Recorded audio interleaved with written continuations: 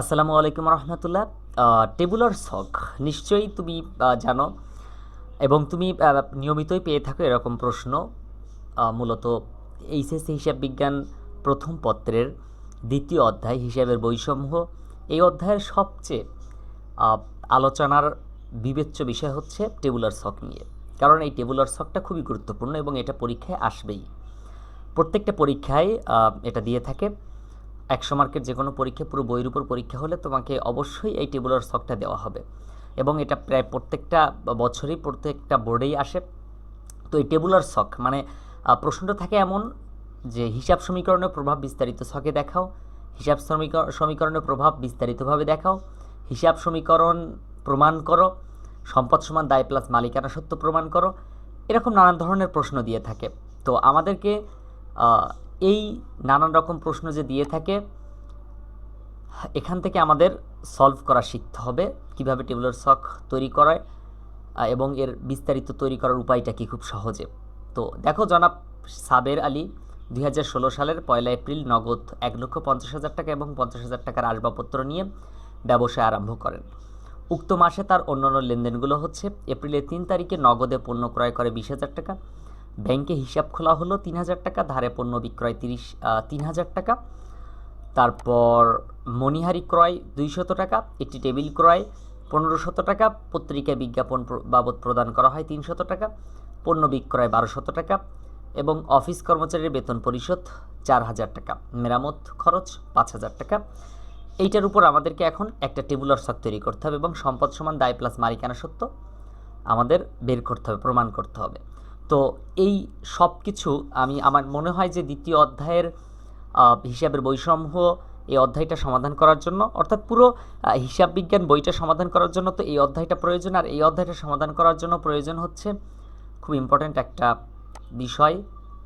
এই যে শীটটা দেখতে পাচ্ছ, সম্পদ বৃদ্ধি পেলে ডেবিট, হ্রাস পেলে ক্রেডিট, সম্পদ হ্রাস পেলে আয় দায় মালিকানা সত্ত্ব, ডেবিট হ্রাস পেলে এবং বৃদ্ধি পেলে ক্রেডিট। এটা হিসাব সমীকরণ দুতরফা দাখিলা পদ্ধতি অনুযায়ী। এবার দেখো সম্পদগুলো কি কি, আমরা যে সম্পদগুলো পড়ে থাকি সম্পদগুলো কি কি খুব সুন্দর মতো দাগানো আছে। স্থায়ী সম্পদ, তারপর হচ্ছে যেটা স্পর্শ করা যায় না, এই যে নিচে দেওয়া আছে। তারপর ভূমি ও দালান কোঠা, আসবাবপত্র, যন্ত্রপাতি, এগুলো দীর্ঘমেয়াদী স্থায়ী সম্পদ, এগুলো আলাদা এবং চলতি সম্পদগুলো আলাদা দেওয়া আছে। কোনগুলো ব্যয় হতে পারে তা দেওয়া আছে। তারপর আয়ের পরিমাণগুলো দেওয়া আছে, মানে কি কি কোন কোন লেনদেনগুলো আয় হতে পারে, দায় হতে পারে কোনগুলো, মালিকানা সত্ত্বের উপর প্রভাব ফেলে কোনগুলো। মালিকানা সত্ত্ব নিয়ে মূলত মালিকানা সত্ত্বকে আঘাত করে কোনগুলো, যেমন মূলধন আনয়ন, জীবন বীমা, আয়কর, অতিরিক্ত মূলধন, ব্যবসায় বিনিয়োগ, উত্তোলন, এগুলো মূলত মালিকানা সত্ত্বর আন্ডারে কাজ করা হয়। তারপর আরও অনেক কিছু দেওয়া আছে। তো আমার মনে হয় যদি তুমি এই ছকটা আগেই মুখস্থ করে ফেলো তাহলে আর কখনো কোনো প্রবলেম হবে না। মূলত অ্যাকাউন্টিং করার জন্য এই যে শীটটা, এই পেজটা খুবই গুরুত্বপূর্ণ, মুখস্থ করতে হবে প্রত্যেকটা দিন একটা করে। আমার মনে হয় একটা করে মুখস্থ করলে খুব ভালো হবে। সম্পদগুলো কী কী, ব্যয়গুলো কী কী, আয়গুলো কী কী, দায়গুলো কী কী এবং মালিকানা সত্ত্বগুলো কী কী, এটা নিয়ে আমি আর কথা বাড়াবো না। ওকে, তো টেবুলার ছক করার জন্য তোমরা টেবুলার ছক নিশ্চয়ই জানো কেমন হয়। টেবুলার ছক করার জন্য প্রথম স্টেপে যে কাজটা করতে হবে সেটা হচ্ছে আমাদের সম্পদের জন্য কোন কোন ঘরগুলো হবে সেগুলো আগেই চিহ্নিত করে নিতে হবে। তাহলে চলো আমরা প্রথমেই দেখি যে এই আমাদের অঙ্কগুলোর মধ্যে, এই অঙ্কটির মধ্যে লেনদেনগুলো থেকে সম্পদ কোনগুলো আছে। যেমন নগদ টাকা হচ্ছে একটা সম্পদ, তাহলে আমরা নগদ টাকাটা আলাদা করে মার্ক করে ফেলি। নগদ টাকা হচ্ছে একটা সম্পদ, আমি সম্পদগুলো সবুজ কালার করে ফেলবো এখন। নগদ টাকা একটা সম্পদ। 50,000 টাকার আসবাবপত্র, তার মানে আসবাবপত্রও কি একটা সম্পদ, আসবাবপত্র একটা সম্পদ। তারপরে নগদে পণ্য ক্রয়, আমি নগদ অলরেডি দাগিয়ে ফেলেছি। তারপর ব্যাংকে হিসাব খোলা হলো, এই যে ব্যাংকে হিসাব খোলা, ব্যাংক একটা সম্পদ। ব্যাংকে হিসাব খোলা মানে কি, ব্যাংক একটা সম্পদ, যেটা তুমি এই শীটের মধ্যে পাবে। ধারে পণ্য বিক্রয় 3,000 টাকা, ধারে ধারে বিক্রয়ের সাথে কার সম্পর্ক, দেনাদারের সম্পর্ক বা প্রাপ্য হিসাবের সম্পর্ক। আমি যদি কারো কাছে টাকা পাই সেটা হচ্ছে দেনাদার, আর অন্য কেউ যদি আমার কাছে টাকা পায় সে হচ্ছে পাওনাদার। অর্থাৎ আমি তো এখানে বিক্রি করতে যাচ্ছি, তার মানে আমি টাকা পাবো, আর আমি যার কাছে টাকা পাবো সে হচ্ছে দেনাদার। সুতরাং দেনাদার হচ্ছে একটা সম্পদ। সো এই দেনাদারের জন্য একটা ঘর তৈরি করা লাগবে, দেনাদার বা প্রাপ্য হিসাব। সনাতন পদ্ধতিতে দেনাদার বলা হয়, আধুনিক পদ্ধতিতে কি বলা হয়, প্রাপ্য হিসাব বলা হয়। মণিহারি একটা খরচ, একটি টেবিল করা, টেবিলটা কিন্তু আসবাবপত্রের মধ্যে পড়ে, সো এর জন্য আলাদা ঘর দেওয়ার দরকার নেই, এই এক ঘরের মধ্যে আমরা লিখতে পারবো। পত্রিকা বিজ্ঞাপন বাবদ প্রদান করা হলো, এখানে বিজ্ঞাপন একটা ব্যয়, এটা আমাদের আলাদা ছক দেওয়ার প্রয়োজন নেই। পণ্য বিক্রয়টা নগদে, এটাও আমাদের আলাদা ছক দেওয়ার প্রয়োজন নেই। অফিস কর্মচারীর বেতন পরিশোধ 4000 টাকা, এই বেতনটা একটা ব্যয়, এটার জন্য আলাদা ঘর প্রয়োজনে। মেরামত খরচ একটা ব্যয়, অর্থাৎ আমরা সম্পদ পেলাম হচ্ছে নগদ টাকা, আসবাবপত্র, ব্যাংক আর দেনাদার। তাহলে দায়ের ঘরে কি কি হবে, কারণ মালিকানা সত্ত্ব একটাই, আমরা সম্পদ সমান দায় প্লাস মালিকানা সত্ত্ব, তো সম্পদের ঘরে এগুলো হবে। এবার দায়ের ঘরে কোনগুলো হবে, মণিহারি ক্রয়, এটার জন্য হবে না। টেবিল করে পত্রিকা বিজ্ঞাপন, আচ্ছা আমরা পাওনাদারের জন্য জাস্ট একটা ঘর তৈরি করি, আমরা পাওনাদারের জন্য একটা ঘর তৈরি করব। ওকে, তাহলে চলো এবার আমরা ছক তৈরি করে ফেলি। ছকটা তৈরি করা খুবই সহজ, আশা করি খুব সহজে বুঝতে পারবে, কঠিন কিছু না। আমরা ছক তৈরি করব এখন। তো সম্পদ সমান দায় প্লাস মালিকানা সত্ত্ব এবং একটা তারিখ, প্রথমে একটা ঘর তারিখ, তারপরে হচ্ছে সম্পদ, এটা হচ্ছে সমান, তারপরে হচ্ছে দায়, তারপরে প্লাস মালিকানা সত্ত্ব, ডান। এবং এই ছক থেকে আমরা মূলত সব ছক তৈরি করতে পারবো ইনশাল্লাহ। তো প্রথমে আমরা তারিখের জন্য একটা ঘর তৈরি করি, এখানে তারিখ লিখব, তারিখ, আর এখানে লিখব হচ্ছে সম্পদ, সম্পদ বানান ভুল হয়ে গেছে, ওকে। তারপরে আমরা তৈরি করব হচ্ছে, আমরা এগুলো মাঝখান বরাবর লিখব, ওকে। তারপর হচ্ছে এটা সমান, তারপর একটা হচ্ছে দায়, তারপর একটা মালিকানা সত্ত্ব, এটা হচ্ছে তারিখ, এটা হচ্ছে সমান, আর এটা মালিকানা সত্ত্ব।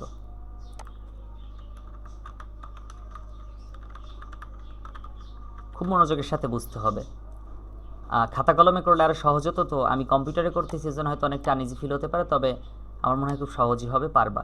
একটু বড় করে নিয়ে আগে ছকটা তৈরি করে ফেলি। এটা হচ্ছে সম্পদ তারিখ, সম্পদ দায় প্লাস মালিকানা সত্ত্ব, রাইট, ওকে, ডান। তারপর আমাদের যেটা করতে হবে, এই সম্পদের ঘরটা, সম্পদ তো আর একটা না, অনেকগুলো সম্পদ হতে পারে, তো এই জন্য আমরা সম্পদের ঘরটা আরও বড় করব, মানে আরও 3-4টা ঘর তৈরি করব। তো সম্পদের ঘর তৈরি করার জন্য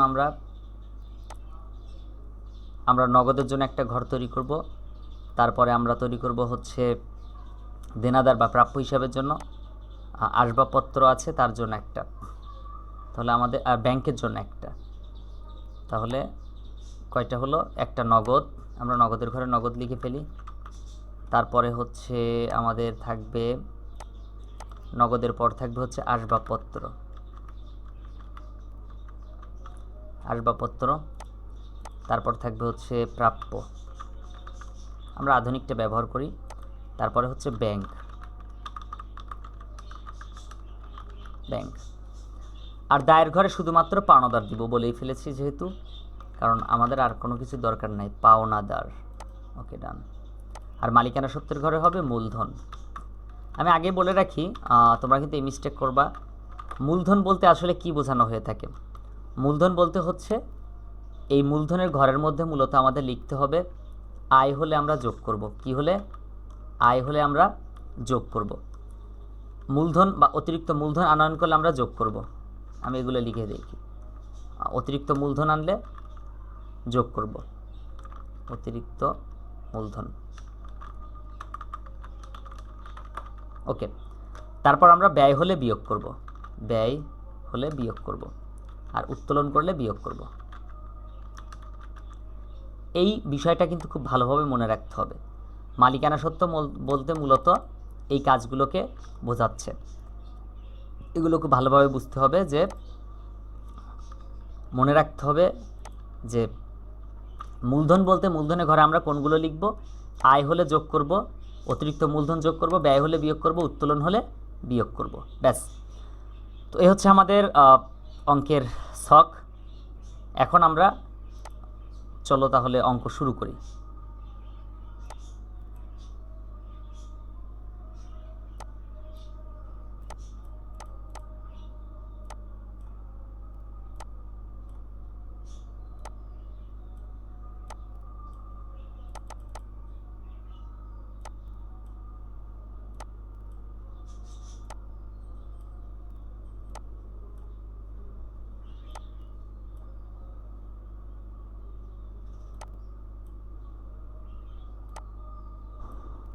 ওকে, এ হচ্ছে আমাদের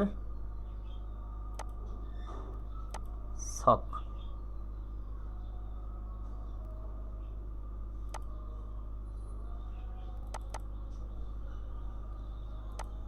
তাহলে প্রথম লেনদেন ছিল হচ্ছে, প্রথম লেনদেনটা কি ছিল, প্রথম লেনদেন কত তারিখ ছিল, আমরা এখানে লিখব 2016 সাল, প্রথমে লিখব 2016 সাল। আমরা একটু ছোট্ট করে লিখি, নাহলে জায়গা ধরবে না, 16 সাইজ লিখলে হবে। ওকে, ডান। তাহলে আমরা প্রথমে 2016 সাল লিখব, তারপর আমাদের এপ্রিল, আমরা শুধু এ লিখলেও হবে। এপ্রিল 1 তারিখ, 2016 সালের 1 তারিখে আমরা নগদ 1,50,000 টাকা, তাহলে আমরা নগদের ঘরে কি করব, 1,50,000 টাকা লিখব।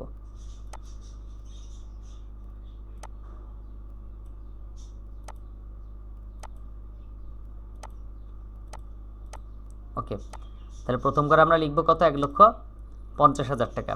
তারপর আসবাবপত্র নিয়েছে কত টাকার, 50,000 টাকার, তাহলে আসবাবপত্রের ঘরে লিখব 50,000 টাকা। একদম সহজ অঙ্ক, খুব সহজে বোঝা যায়, 1,50,000 আর 50,000 টাকা। এবার এ দুটো কিন্তু মূলধন হিসেবে আনছিল, এজন্য আমরা মূলধনের ঘরে লিখব 2 লক্ষ টাকা। 1,50,000 আর 1 লক্ষ মোট কত হয়, 2 লক্ষ টাকা লিখব। ডান।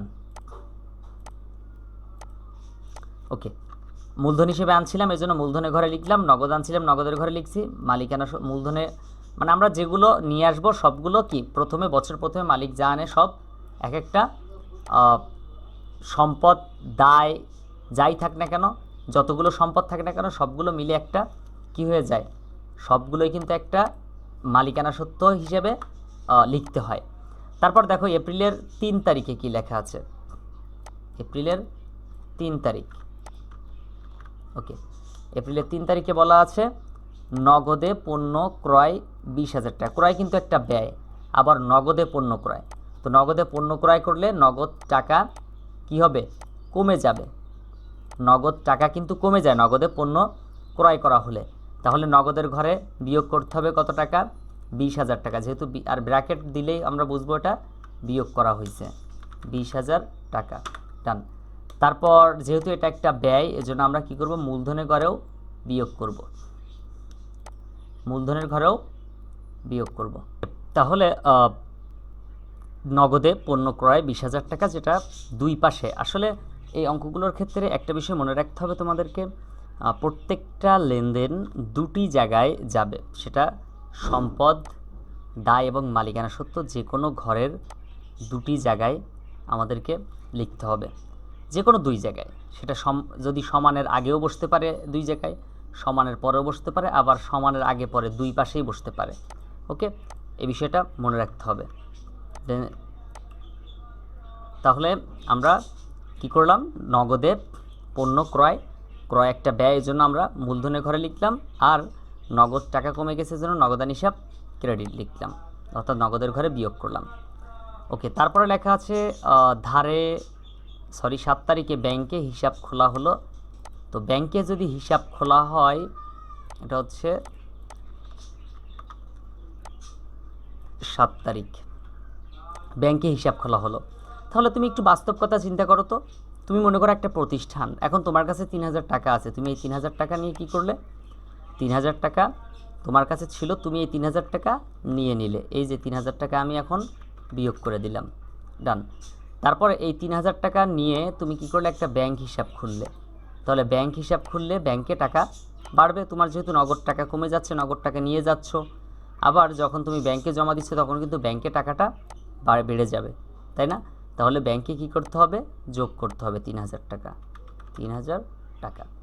এ হচ্ছে আমাদের অঙ্কের বেসিক, এভাবে আমরা সমাধান করতে পারি। আসলে কোনো পেঁচানোর কিছুই নাই, আমরা জাস্ট 3,000 টাকা নগদ টাকা কমাই দিলাম, আর 3,000 টাকা কি করলাম, ব্যাংকে বৃদ্ধি করে দিলাম।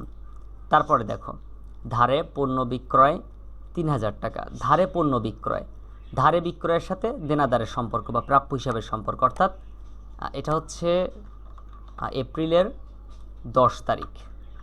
তাহলে ধারে যদি আমি বিক্রি করি তাহলে কি হবে, প্রাপ্য হিসাব বৃদ্ধি পাবে, এজন্য ধারে বিক্রয়ের ফলে প্রাপ্য হিসাবের ঘরটাতে আমরা বৃদ্ধি করব। কত টাকা, বিক্রয় যেহেতু 3,000 টাকা, তাই না, এই যে ধারে বিক্রয় 3,000 টাকা, এজন্য আমরা 3,000 টাকা এখানে লিখব, 3,000 টাকা। ডান। 3000 টাকা। ওকে, দেখো বিক্রয় কিন্তু একটা আয়, আর বিক্রয় হলে আমরা কোথায় লিখব? আয় হলে, এই যে আয় হলে যোগ করতে হবে মূলধনের ঘরে, এই জন্য আমরা এখানে আবার যোগ করে দিব 3000 টাকা। তাহলে আমরা কয় জায়গায় লিখলাম? এই লেনদেনটা 10 তারিখের লেনদেনটা কিন্তু আমরা 2 জায়গায় লিখলাম, এই যে 3000 টাকা আর এই যে 3000 টাকা, তাই না? আবার 7 তারিখের লেনদেনটাও কিন্তু 2 জায়গায় লিখেছি, দেখছো? ওকে, তারপর হচ্ছে আমরা এখানে সমান দিব। তারপরে 10 তারিখের পরে আছে হচ্ছে 12 তারিখ। 12 তারিখের লেনদেনে ছিল এপ্রিল 12 তারিখ মণিহারি ক্রয় 200 টাকা। মণিহারি কিন্তু একটা ব্যয়, মণিহারিটা কি একটা ব্যয়। আর কত টাকা মণিহারি ক্রয় করছে? 200 টাকা। তাহলে ব্যয় হলে এই যে বিয়োগ করতে হবে এখানে 200 টাকা। অন্যদিকে যেহেতু মণিহারির ক্ষেত্রে বলা নেই নগদে নাকি ধারে, তাহলে ধরে নিতে হবে এটা নগদে ক্রয় করা হয়েছে, অর্থাৎ নগদ টাকার ঘরেও কি করতে হবে? বিয়োগ করতে হবে 200 টাকা। তাহলে কি করব আমরা? নগদের ঘরে বিয়োগ করব, নগদ টাকা কমে যাবে। আবার যেহেতু এটা একটা ব্যয়, এজন্য বিয়োগ করতে হবে মালিকানা সত্ত্ব বা মূলধনের ঘরে। পরের লেনদেন কি লেখা আছে? পরেরটা লেখা আছে হচ্ছে এপ্রিলের 15 তারিখ। দেখো লেখা আছে একটি টেবিল ক্রয় 1500 টাকা, মানে 1500 টাকা। তো খেয়াল করে দেখো, টেবিল হচ্ছে একটা আসবাবপত্র। তুমি যখন একটা আসবাবপত্র কিনবা প্রতিষ্ঠানে, তখন তোমার প্রতিষ্ঠানে আসবাবপত্র নামক এই সম্পদটা বৃদ্ধি পাবে, তাই না? তাহলে আসবাবপত্রের ঘরে আমরা যোগ করব। আবার দেখো, যখন তুমি একটি টেবিল ক্রয় করবে, তখন তোমার নগদ টাকাটাও কিন্তু কমে যাবে, কারণ তুমি নগদ টাকার বিনিময়ে তো ক্রয় করতেছো। আর এখানে কিন্তু বলা নেই তুমি ধারে নাকি নগদে, কিছু বলা না থাকলে সেটা ধরে নিতে হবে কি? ধারে। তারপর দেখো আমাদের তাহলে হয়ে গেল, এটা কিন্তু স্থায়ী সম্পদ ক্রয়, এটা কোনো আয় ব্যয় না। মণিহারিটা একটা ব্যয় ছিল, এই জন্য এই যে এখানে লিখলাম, বাট এটা কোনো ব্যয় না, এটা তুমি সম্পদ ক্রয় করতেছো, নগদ টাকা কমে যাচ্ছে, সম্পদ, অর্থাৎ একটি সম্পদ বাড়তেছে, একটি সম্পদ কমতেছে। তারপর হচ্ছে এপ্রিলের 19 তারিখে বলা আছে পত্রিকায় বিজ্ঞাপন বাবদ 300 টাকা প্রদান। তাহলে তুমি যখন পত্রিকায় বিজ্ঞাপন দিবে, তোমার কিন্তু 300 টাকা কমে যাবে এবং সেটা নগদ টাকা কমে যাবে, এজন্য নগদের ঘরে বিয়োগ করবে। আর বিজ্ঞাপন হচ্ছে একটা ব্যয়, ব্যয় হলে কোথায় আমরা বিয়োগ করি? মূলধনের ঘরে বিয়োগ করি, এজন্য আমরা এখানেও 300 টাকা বিয়োগ করব। ডান। তারপরে আমরা যাব হচ্ছে পরের লেনদেনে। ওকে, এপ্রিলের 19-এর পরে এপ্রিলের 22 তারিখ। তো দেখি 22 তারিখে কি বলা আছে? 22 তারিখে বলা আছে পণ্য বিক্রয় 1200 টাকা। বিক্রয় হচ্ছে একটা আয়, আর আয় বৃদ্ধি পেলে এখানে আমরা যোগ করি মূলধনের ঘরে, 1200 টাকা যোগ করলাম। আবার দেখো বিক্রয় করছি যেহেতু কি নগদে, যেহেতু এখানে বাকি কিন্তু বলা নেই, তাহলে নগদে বিক্রি হয়েছে নিশ্চয়ই। আর বিক্রয় হলে আয় বৃদ্ধি পাচ্ছে, অন্যদিকে নগদ টাকাও বৃদ্ধি পাচ্ছে, তো নগদের ঘরেও কি করব? যোগ করব। তাহলে এখানেও যোগ করবে 1200 টাকা, এখানেও যোগ করবে 1200 টাকা। তুমি আরেকটা বিষয় একটু খেয়াল করে দেখো তো, যে এন্ট্রিটা সমানের একই পাশে বসছে, সেটা দুটোই কি হয়েছে? একটা যোগ একটা বিয়োগ। যেমন এই যে 15 তারিখে 1500 টাকা, দেখো এই ঘরে কিন্তু এটা সমানের পরের ঘরে বসে নাই, শুধু আগের ঘরে বসছে। একই ঘরে মানে সম্পদের পাশেই 2 জায়গায় বসছে, দেখো এক জায়গায় যোগ এক জায়গায় বিয়োগ। একই রকমভাবে এই এন্ট্রিটাও কিন্তু সমানের একই পাশে বসছে, অর্থাৎ একবার যোগ একবার বিয়োগ। কিন্তু যেগুলো সমানের 2 পাশে হয়েছে, সেটা বিয়োগ হলে দুপাশেই বিয়োগ, আবার যোগ হলে দুপাশেই যোগ, এটা মনে রাখবা। তারপর দেখো এপ্রিলের 22-এর পর এপ্রিলের 27 তারিখ। এপ্রিলের 27 তারিখ কি বলা আছে? অফিস কর্মচারীর বেতন পরিশোধ 4000 টাকা। আচ্ছা, তুমি একটা কর্মচারীর বেতন দিচ্ছ 4000 টাকা, তাহলে তোমার এই 4000 টাকা কি হবে? কমে যাবে। 4000 টাকা কিন্তু তোমার থেকে কমে যাবে, এজন্য তুমি এখানে বিয়োগ করবে নগদের ঘরে, যেহেতু তোমার নগদ টাকা কমে যাচ্ছে। ওকে, ডান। তারপর এই 4000 টাকা বেতন কিন্তু একটা ব্যয়, তুমি ওই শীটটা পড়ে দেখো, বেতন কিন্তু একটা ব্যয়, আর ব্যয় হলে আমরা বিয়োগ করি। ডান।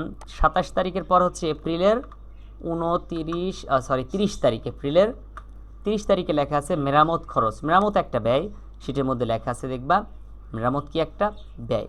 তাহলে 5000 টাকা যদি ব্যয় হয় মেরামত করো, তাহলে এখানে কি করতে হবে? বিয়োগ করতে হবে, কারণ তোমার থেকে নগদ টাকা চলে যাবে। আসলে যত সময় ধারে কথাটা উল্লেখ না থাকবে তত সময় পর্যন্ত কি হবে সেটা ব্যয় হিসেবে ওই নগদ হিসেবে ধরে নিতে হবে। আর যদি কখনো নাম উল্লেখ থাকে তাহলে সেটা ধরে নিতে হবে বাকিতে, তাছাড়া এমনি নগদে। তাহলে 5,000 টাকা দেখো আমরা ব্যয় হয়েছে এই জন্য বিয়োগ করলাম মূলধনের ঘরে, আবার নগদ টাকা কমে গেছে এই জন্য এখানেও বিয়োগ করে দিলাম। এখন আমাদের যেটা করতে হবে, এখানে অঙ্কে কিন্তু তোমরা একটা কনফিউশন তোমাদের মধ্যে লাগবে, সেটা হচ্ছে বইয়ে যে অঙ্কগুলো করা থাকে ম্যাক্সিমাম বইয়ের মধ্যে কিন্তু প্রত্যেকটা এন্ট্রি লেখার পরে, যেমন এই লাইনটা লেখা শেষ একটা এন্ট্রি, নিচে উদ্বৃত্ত লিখে দিছে, অর্থাৎ যোগ বিয়োগ করে দিছে, প্রত্যেকবার আলাদা আলাদা যোগ বিয়োগ করে দেওয়া লাগে। তো এটা আসলে অনেক জায়গায় দেওয়া থাকে না। যেমন আমি যদি বলি বেবজা স্কুলে যে অঙ্কগুলো করানো হয় এই টেবুলার ছক, ওখানে স্যারেরা দেখলাম যে এই বারবার উদ্বৃত্ত নির্ণয় করে না। অনেক বই আছে যেখানে বারবার উদ্বৃত্ত নির্ণয় করে নাই। সুতরাং বারবার উদ্বৃত্ত নির্ণয় করলে অনেক গ্যাদারিং হয়ে যাবে, যা দেখতে সুন্দর হবে না। এজন্য আমার মনে হয় যে তোমার জন্য যে কাজটা করা উচিত, সবগুলো এন্ট্রি আগে বসাই নিবা, তারপর একসাথে তুমি যোগ বিয়োগ করে দিবা, তাহলে ইনশাল্লাহ কোনো প্রবলেম হবে না। তো এবার আমরা একটু ক্যালকুলেটরটা বের করি। ক্যালকুলেটর, ওকে ডান। আমরা এখন ক্যালকুলেটরে হিসাব করব খুব সুন্দর মতো। দেখো প্রথমে আছে 1,50,000 টাকা, তাহলে আমরা তুলব 1,50,000 টাকা। তারপর এখান থেকে বাদ দিব হচ্ছে 20,000 টাকা, যেহেতু বিয়োগ চিহ্ন দেওয়া আছে। তারপরে আবার বিয়োগ 3,000 টাকা, 3,000 টাকা। তারপরে 3,000-এর পরে 200 টাকা বিয়োগ 200 টাকা, 200 টাকা। তারপরে বিয়োগ হচ্ছে 1,500 টাকা, 1,500 টাকা। তারপরে বিয়োগ 300 টাকা, 300 টাকা। তারপরে যোগ 1,200 টাকা, 1,200 টাকা। তারপরে বিয়োগ হচ্ছে 4,000 টাকা, বিয়োগ 4,000 টাকা। তারপরে যোগ বিয়োগ 5,000 টাকা, বিয়োগ 5,000 টাকা। তাহলে আমাদের 1,17,200 টাকা আসতেছে এখানে, 1,17,200 টাকা। ডান। এটা একটু আমি কালার করে দেই তাহলে সুবিধা হবে। ওকে, আমি লাল কালার করে দিলাম। হ্যাঁ, কেমন? 1,17,200 টাকা হচ্ছে নগদের পরিমাণ। আসবাবপত্র এখানে আছে 50,000, এখানে আছে 1,500, মোট 51,500। এটা আর হিসাব করা লাগবে না, 51,500 টাকা, 51,500 টাকা। ডান। ওকে, এটা আমরা একটু কালার করে দেই। তুমি আবার কালার কলম দিয়ে লিখো না পরীক্ষার হলে, তাহলে কিন্তু একবারে 0 পাবা। 3,000 টাকা। তারপরে হচ্ছে এখানেও যোগ বিয়োগ করা নাই, 3,000 টাকায় আছে 3,000 টাকা। ডান। আমাদের সমানের আগের অংশের কাজ শেষ। এবার সমানের পরের অংশে পাওনাদারের ঘরে কিন্তু কিছু নাই, তারপর আমরা ঘরটা দিয়েছিলাম।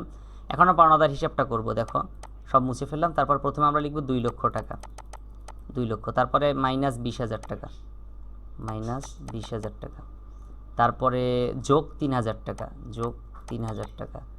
তারপরে বিয়োগ 200 টাকা, বিয়োগ 200 টাকা। তারপরে বিয়োগ 300 টাকা, বিয়োগ 300, মানে যা দেওয়া থাকবে ক্যালকুলেটর আমরা তাই তুলব, যেটা যোগ যোগ, বিয়োগ থাকলে বিয়োগ। তারপরে 1,200 টাকা যোগ, 1,200 টাকা যোগ।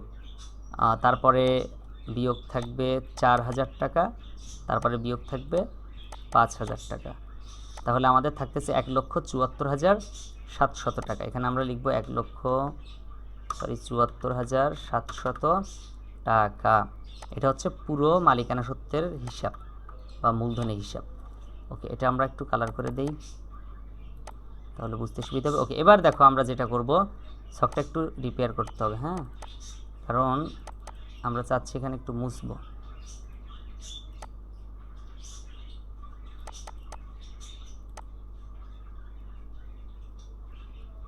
এই ঘরটা মুছবো, সব পুরো ঘরটা একসাথে দিব। হ্যাঁ, ওকে ডান, আমার কাজ শেষ।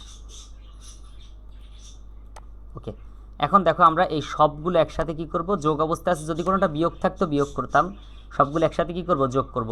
তো কি কি আছে, প্রথমে আছে 1,17,200, 1,17,200। তার সাথে যোগ করব 51,500, 51,500। তারপরে আমরা যোগ করব 3,000, 3,000। তারপরে যোগ করব আবার 3,000, 3,000। তাহলে মোট 1,74,700, 1,74,700। এটা হচ্ছে আমাদের মোট সম্পদের পরিমাণ। আর এখানে মোট দায় মালিকানা সত্ত্বের পরিমাণও সেম, কত আসে, 1,74,700 700। তাহলে দেখো আমাদের পুরো অঙ্ক, এই অঙ্কটা ডান পাশ এবং বাম পাশ মিলে গেল কিনা। আমরা যেহেতু শিখেছি সম্পদ সমান দায় প্লাস মালিকানা সত্য, এখন একটু তাকায় দেখো তো এই সম্পদের ঘরে সম্পদ সমান দায় আর মালিকানা সত্যটা একসাথে করে হয়েছে কিনা। তো এই হচ্ছে আমাদের টেবুলার ছক। টেবুলার ছকের উপর আরও ডিফারেন্ট কিছু সমাধান থাকবে, আরও অনেকগুলো ভিডিও থাকবে। সো একটা টেবুলার ছকের কাজ করলে হবে না, আরও কয়েকটা করতে হবে, তারপর তুমি টেবুলার ছক সম্পর্কে বিস্তারিত ধারণা পাবে এবং ভালোভাবে উত্তর করতে পারবে। তো আশা করি অনেকটাই বুঝেছো, না বুঝে থাকলে আবার ট্রাই করতে হবে এবং বুঝতে হবে, আবার চেষ্টা করতে হবে বোঝার। খাতা কলম নিয়ে আগে অঙ্কটা পড়তে হবে, আর অবশ্যই তুমি লেকচার শিট কালেক্ট করে নিবে। লেকচার শিট নিয়ে তারপর তুমি সমাধান করতে বসবে। লেকচার শিট থেকে তুমি সমাধান করবে। আসলে কম্পিউটার স্ক্রিন কিংবা ফোনের স্ক্রিন এইভাবে এতটা বোঝা নাও যেতে পারে, এজন্য খাতা কলম নিয়ে তুমি শিট নিয়ে তারপর তুমি অঙ্ক করবে, এখান থেকে সাপোর্ট পাবে। দেন পার্সোনাল গ্রুপ তো আছেই, সেখান থেকে তুমি সমাধান পেয়ে যাচ্ছ ইনশাল্লাহ। আসসালামু আলাইকুম ওয়া রাহমাতুল্লাহ।